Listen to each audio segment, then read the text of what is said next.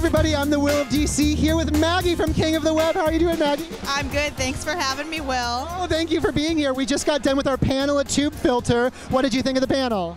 I thought it was awesome. I mean, you guys were asking some hard questions. I don't always agree with the answers, but this is the stuff we need to talk about.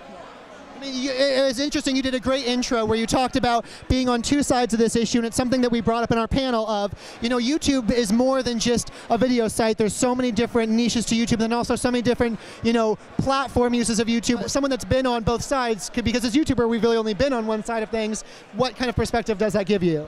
Well, you know, I guess it's hard for me to answer that without going back a ways and first saying, I remember a time when I was the rebel for putting an ad on the internet.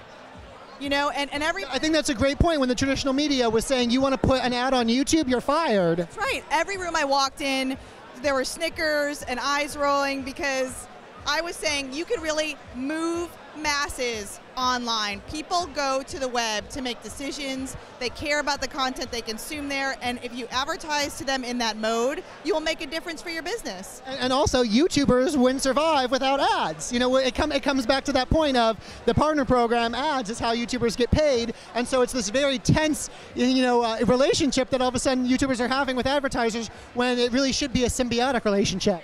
And you know, there have been technologies all along the way, Will, that have presented the same controversy. I mean, take SEO for an example. Like, people thought you are really messing with search results here by letting companies come in and manipulate search results. And we had to get to a place of understanding and acceptance and work out a way to sort of say this is okay and this is not okay. And that's where we are with some of these things like the YouTube view count.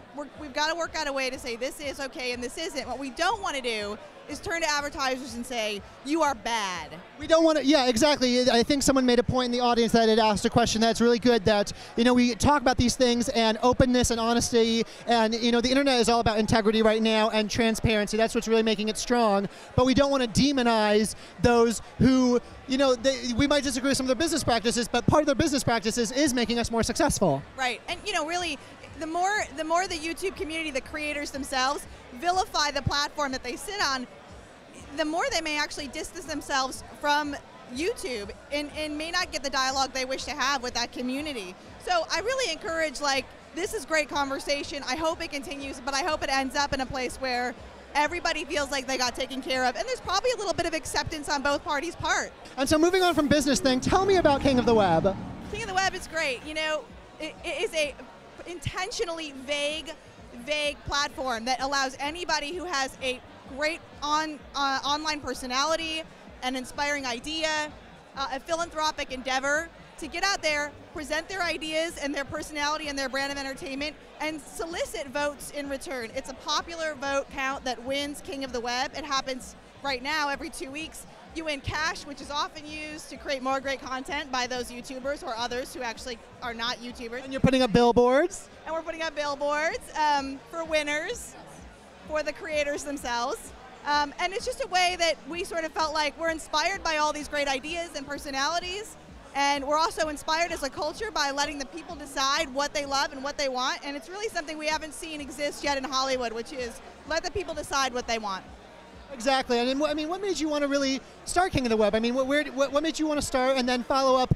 Where do you see this going? What do you want King of the Web to be? The end state is for the world to vote. We would love the entire web to cast a vote for who and what they love, whether that is a political idea or, again, a charitable event or a personality. And we would feel like mission achieved if we could be the world's voting or the world's polling station. That's awesome. I can't wait to see you guys do it. Thank you so much, Maggie, CEO from King of the Web. If you haven't checked it out, definitely go check it out. It's an awesome platform. Thank you so much for talking to me.